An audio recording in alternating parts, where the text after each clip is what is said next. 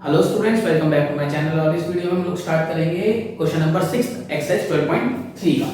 तो देखिए क्या लिखा है, in a circular table cover of radius 32 centimetre. एक सर्कुलर टेबल कवर है जो आप लोग को दिख रहा है, एक मैं बना देता हूं। सर्कुलर क्या है, हमारे पास टेबल का कवर है जिसकी रेडियस हमें क्या दे रखी है, 32 centimetre. A design is formed leaving an equilateral triangle. एक डिजाइन बनाया गया है और कहां पे बनाया गया है, एक इक्विलेटरल ट्रायंगल का एरिया छोड़कर, यानी कि एक इक्विलेटरल ट्रायंगल बनाया और इसे छोड़ के जो बाकी हिस्सा बचा यानी कि ये हिस्सा, इस पे हमारा डिजाइन बनाया गया है। ठीक है, ट्रायंगल का नाम है एबीसी। मिडल में find the area of design, हमें क्या निकालना है, एरिया ऑफ डिजाइन निकालना है। तो मेरे हिसाब से आप लोग को ये तो समझ में आ गया होगा कि जो हमें टोटल एरिया फाइंड करना है वो क्या होगा, area of circle minus area of triangle ABC, है ना। इस पूरे सर्कल में से अगर ट्रायंगल का एरिया हटा दोगे तो एरिया ऑफ डिजाइन बचेगा। अच्छा चलो, अब ये हमारा कैसा है, इक्विलेटरल ट्रायंगल है तो इसका तो डायरेक्ट फॉर्मूला लग जाएगा √3/4 साइड स्क्वायर, है ना। ये एरिया ऑफ ट्रायंगल है, लेकिन सवाल ये उठता है क्या हमारे पास साइड दे रखी है, नहीं दे रखी। एरिया ऑफ सर्कल तो आप लोग क्या करोगे, निकाल लोगे, क्योंकि रेडियस हमें क्या दे रखी है, दे रखी है। चलो अब सुनो मेरी बात, तो पहले एक काम करते हैं, पहले एरिया ऑफ सर्कल निकालते हैं ना। रेडियस हमें क्या दे रखी है, रेडियस हमें दे रखी है 32 सेंटीमीटर। ठीक है, नाउ एरिया ऑफ सर्कल हमारा क्या हो गया, एरिया ऑफ सर्कल हमारा हो गया पाई आर स्क्वायर। इट मींस 22/7 और आर यानी कि 32 into 32। इसको सॉल्व कर लेते हैं। 32 into 32 कितना हो गया, 2 to the 4, 3 to the 6, 6 9, तो ये हो गया 4 बस ये हो गया 22 into 1024/7, है ना। इसको 22 से और मल्टीप्लाई कर लेते हैं, 8402, 8402, ये हो गया 8 4 12 5 2 2, 22,528/7 सेंटीमीटर स्क्वायर। ये क्या आ गया हमारा, ये आ गया हमारा एरिया ऑफ सर्कल। इतनी बात सबको समझ में आ गई। अच्छा, अब एक बात ध्यान से सुनो, जब भी सर्कल के अंदर इक्विलेटरल ट्रायंगल बनता है, और ऐसा ना हो कि सर्कल ये रहा और आप बोलो कि सर ये भी एक इक्विलेटरल ट्रायंगल है, ऐसा नहीं। सर्कल के अंदर जब भी इक्विलेटरल ट्रायंगल बनेगा, जो इसके तीनों ट्रायंगल के जो तीनों कॉर्नर पॉइंट होते हैं, अगर वो सर्कल को टच कर रहे हैं बाउंड्री पे, तो उस टाइम पर जो सर्कल की रेडियस होती है, ये सर्कल की रेडियस ही होगी ना, सेंटर से मैंने सर्कल के बाउंड्री को टच कर दिया, उसका आधा होता है ये पार्ट। ठीक है, फॉर एग्जांपल अगर ये 10 दे रखा है तो ये कितना हो जाएगा, 5। दोबारा सुन लो, सर्कल में जब भी इक्विलेटरल ट्रायंगल लगाओगे, जब भी बनेगा, कंडीशन एक ये है कि भाई इसके तीनों पॉइंट ना बाउंड्री को टच करने चाहिए। उस समय पे रेडियस का आधा पार्ट होता है ये नीचे वाला जो मैं बना रहा हूं।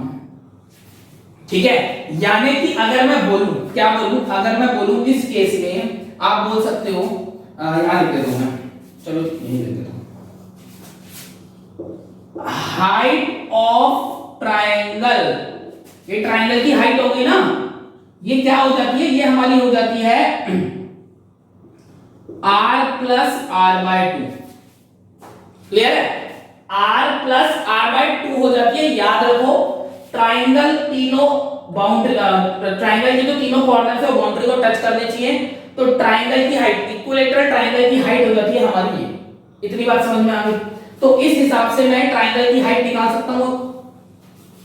तो देखो क्या आ गई है, r हमें क्या दे रखी है, 16 नहीं 32, सॉरी 32 + 32 का हाफ यानी कि 16, दैट गिव्स अस 48।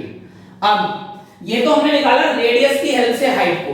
अब एक फॉर्मूला होता है height of equilateral triangle, equilateral triangle √3/2 और इनटू साइड। ये फॉर्मूला होता है इक्विलेटरल ट्रायंगल की हाइट का। पर हाइट तो मेरे पास ऑलरेडी आ गई, तो इस हाइट की जगह में क्या रख सकता हूं, 48 √3/2 इनटू साइड। ये इधर चला गया, कितना हो गया ये हो जाएगा हमारा 96 है ना, 96 अपॉन √3। ये मेरी क्या आ गई, साइड आ गई। हमें साइड निकालने की क्या जरूरत पड़ी, हमें साइड निकालने की इसलिए जरूरत पड़ी क्योंकि जब मैं एरिया ऑफ ट्रायंगल निकालूंगा तो साइड कैसे यूज करूंगा, है ना। एरिया ऑफ ट्रायंगल के लिए क्या चाहिए, हमें साइड चाहिए। तो area of triangle ABC is equal to √3 upon 4 side square, और ये क्या हो जाएगा √3 अपॉन 4 96 इंटू 96 96 √3 इंटू 96 √3। ठीक है, एक √3 से एक √3 गया, ये हमारा कट जाएगा, हाँ कट जाएगा, 24 पे कट जाएगा। तो बेसिकली मुझे 96 इंटू 24 करना है, मैं कर देता हूं।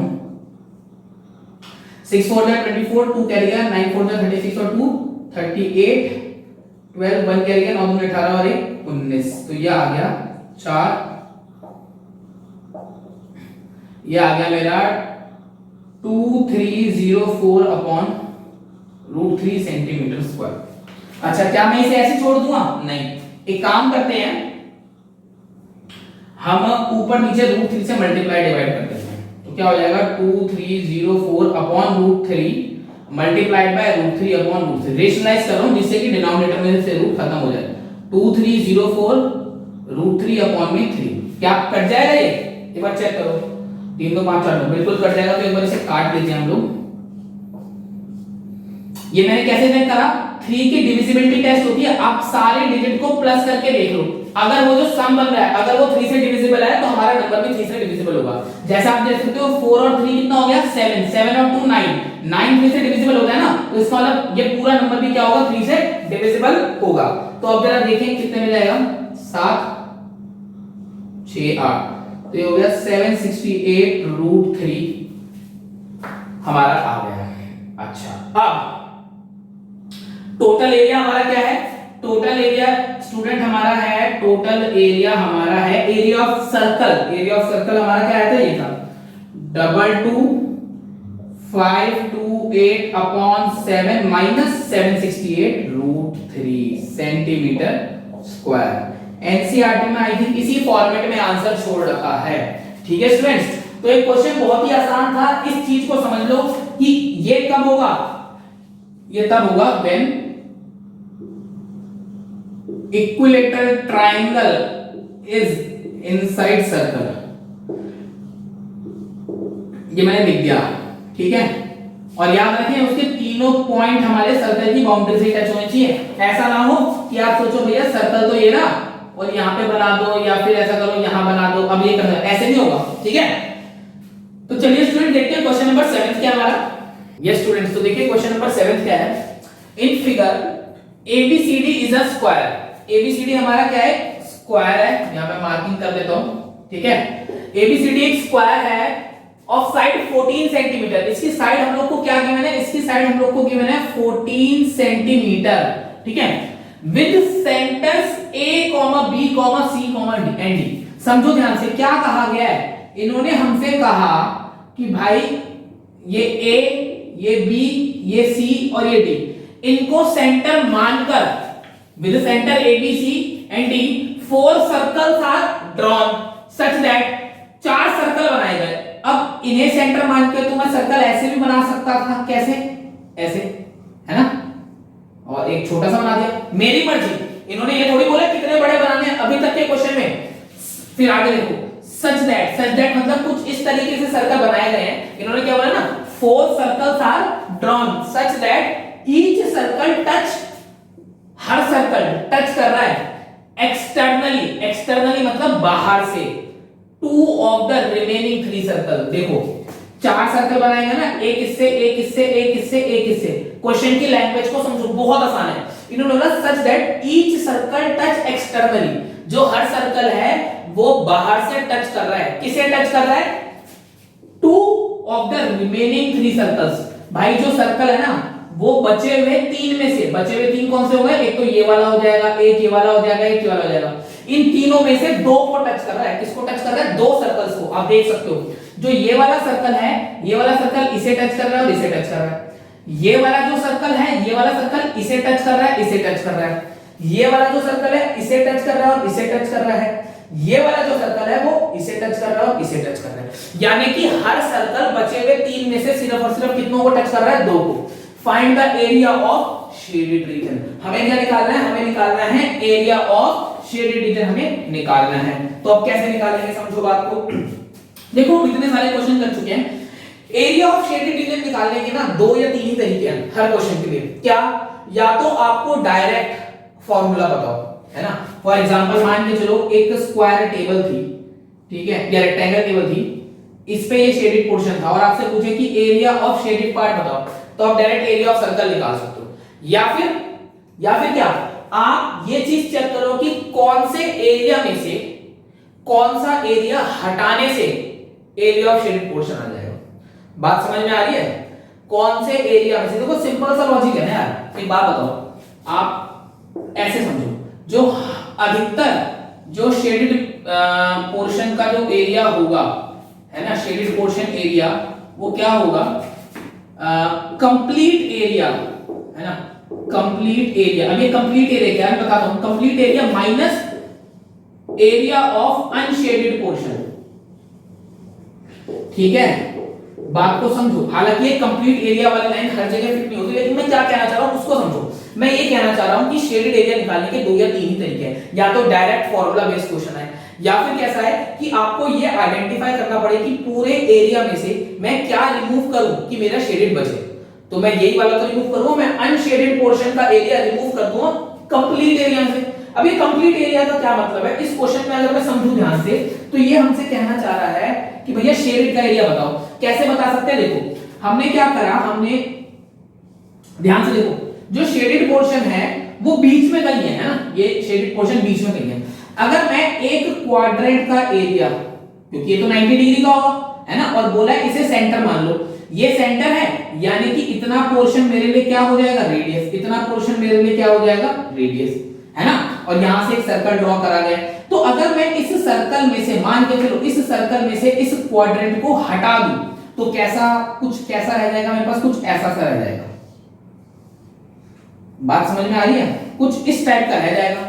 अच्छा जी, चलो अगर मैं इस वाले सर्कल को भी हटा देता हूं, इस वाले सर्कल को भी हटा देता हूं, ये मेरा फर्स्ट था, ये मेरा सेकंड है, तो मेरे पास कैसा बचेगा? तो मेरे पास कुछ बचेगा इस तरीके का। किस तरीके का? देखो देखो, एक मिनट रुक जाओ, थोड़ा सा गलत बन गया, दोबारा बनाता हूं। तो मेरे पास बचेगा कुछ इस तरीके का, ठीक है। अब इसमें से अगर मैं ये वाला सर्कल भी, ये वाला क्वाड्रेंट भी हटा दूं, ये वाला क्वाड्रेंट भी हटा दूं, देखो कैसा बचेगा मेरे पास? एक लाइन ऐसे, एक लाइन ऐसे, एक लाइन ऐसे, ठीक है। और अगर मैं इसमें से भाई साहब ये वाला भी हटा दूं, तो सोचो ना मेरे पास क्या आ गया? मेरे पास तो शेडेड पोर्शन ही बचा। यानी कि मैं एक एक करके ना हटा के, अगर मैं क्या करूं, एरिया ऑफ स्क्वायर में से क्या कर दूं?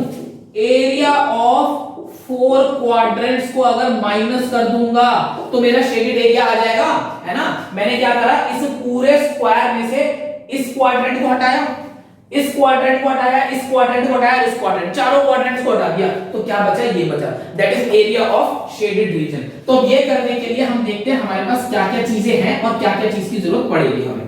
तो देखो भाई मेरी बात सुनो, एरिया ऑफ स्क्वायर के लिए साइड पता होनी चाहिए, और साइड हमारे पास है ना। तो मैं एक काम करता हूं, पहले मैं लिख लेता हूं कि साइड क्या है मेरे पास? Side of square, side of square क्या है मेरे पास? 14 सेंटीमीटर। एरिया भी निकाल लेता हूं साथ साथ, है ना। तो एरिया ऑफ स्क्वायर क्या आ गया? एरिया ऑफ स्क्वायर आ गया 14 का square, that is 196 centimetre square. इतनी बात समझ में आ गई? अच्छा, अब क्वाड्रेंट, एरिया ऑफ क्वाड्रेंट निकालना है ना, तो मैं निकाल रहा हूं। पहले तो रेडियस देखो, रेडियस क्या होगी? मेरी बात समझो, ये सेंटर है तो ये मेरी रेडियस होगी, ये सेंटर है तो ये भी मेरी रेडियस होगी। हालांकि मेरे सर्कल आपको छोटे बड़े लग रहे हैं, लेकिन अकॉर्डिंग टू एनसीईआरटी जो हमारी फिगर है, ये सर्कल और ये सर्कल बराबर है ना। यानी कि आप ध्यान से देखो कि जो ये वाला आर है उतना ही आर ये वाला होगा, तो दोनों आर मिला के कितना आ रहा है? 14 आ रहा है। तो मैं लिख सकता हूं रेडियस कितनी आ रही है? 7 सेंटीमीटर, है ना। अरे भाई इस 14 सेंटीमीटर का हाफ ही तो हो जाएगा, हाफ करोगे तो एक रेडियस मिल जाएगी हम लोग को, तो मैंने इतना लिख दिया। अच्छा अब area of each quadrant, area of each quadrant, अगर मैं एक क्वाड्रेंट का एरिया निकालूं तो क्या हो जाएगा, पाई आर स्क्वायर अपॉन 4 होता है ना, तो निकाल देते हैं 22 अपॉन 7 इंटू आर, आर क्या है 7 है, इंटू 1 अपॉन 4, 7 से 7 कैंसिल, 22 7 का कितना होता है 154 अपॉन 4 सेंटीमीटर स्क्वायर। देखो यहाँ पे डिवाइड करने में मत फंस जाना, जब मुझे पता है कि ये एक का है ना, मुझे पता है कि मुझे किसका निकालना है, मुझे 4 का निकालना है, तो अगर मैं इसको 4 से मल्टीप्लाई कर दूंगा तो टोटल एरिया आ जाएगा, टोटल एरिया ऑफ 4 क्वाड्रेंट्स। तो मैं क्यों करूं इसे डिवाइड, जब 4 से डिवाइड करने पे कटने वाला है, देखो कैसे, area of all, area of all 4 quadrants, अगर मैं चारों का निकालूं तो क्या हो जाएगा 4 टाइम्स ऑफ दिस एरिया, क्योंकि भाई ये जो एरिया है ना ये क्वाड्रेंट का है और चारों के चारों क्वाड्रेंट सेम है, समझो ये क्वाड्रेंट ही है ना, कंफ्यूज मत होना, ये क्वाड्रेंट भी तो बन रहे हैं मेरे, तो क्या हो गया 4 टाइम्स 154 अपॉन 4, इससे ये कैंसिल, तो दैट मींस 154 सेंटीमीटर स्क्वायर। ठीक है जी। अब एरिया ऑफ शेडेड पोर्शन कैसे निकलना है, एरिया ऑफ शेडेड रीजन निकालने के लिए अब तो कुछ करना ही नहीं है, क्यों, क्योंकि दो चीजों की जरूरत थी और दोनों ही मैंने निकाल ली। एरिया ऑफ स्क्वायर वो क्या है 196 आया, माइनस एरिया ऑफ 4 क्वाड्रेंट्स ये कितना है 154 आया, तो 242 centimetre square is your answer. बात समझ में आई? ठीक है, आप लोग समझो शेडेड एरिया निकालना बहुत आसान काम होता है, बहुत ही ज्यादा, बस आपको पहचानना है कि कौन से फिगर में से क्या एरिया माइनस करें, किस एरिया में से किस एरिया को हटाने से हमारा शेडेड पोर्शन हमें मिल जाएगा। बात समझ में आ रही है? अब एक बात बताओ ना, ये जो शेडेड पोर्शन है कुछ ऐसा सा बना हुआ है हमारा, ऐसा सा बनेगा है ना, तो भाई इसका तो कोई डायरेक्ट एरिया है ही नहीं मेरे पास, जब डायरेक्ट एरिया नहीं है तो कोई दिक्कत वाली बात थोड़ी है, मेरे पास जिस जिस चीज का एरिया मैं निकाल सकता हूं मैं उससे कोशिश करूंगा, और मुझे पता है कि मैं इस स्क्वायर का एरिया निकाल सकता था, उसमें से भैया मैंने क्या करा, उसमें से मैंने ये वाला क्या बोलते हैं क्वाड्रेंट हटा दिया, ये वाला क्वाड्रेंट हटा दिया, ये वाला क्वाड्रेंट भी हटा दिया, हटा कर चला गया, रिमूव कर दिया पूरी तरह से, ठीक है, और ये वाला क्वाड्रेंट भी मैंने क्या कर दिया, रिमूव कर दिया।